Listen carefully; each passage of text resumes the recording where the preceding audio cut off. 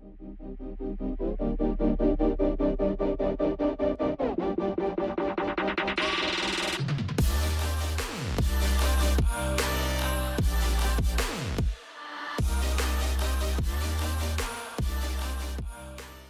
you have a bent or worn rear brake rotor? I'm going to show you how to replace it.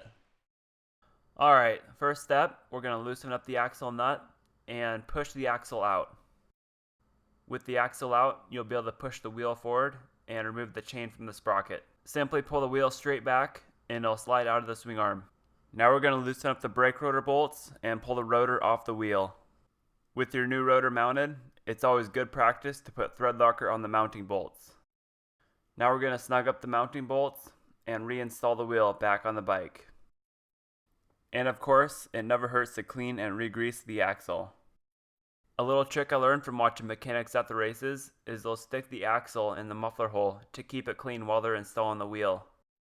The first thing you want to line up when putting the wheel back on is getting the brake rotor between the brake pads. You might have to spread the brake pads apart to do this.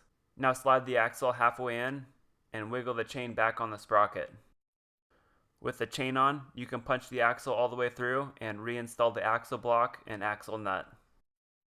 To pull the wheel all the way forward, I'll put a rag between the chain and sprocket and spin the wheel backwards.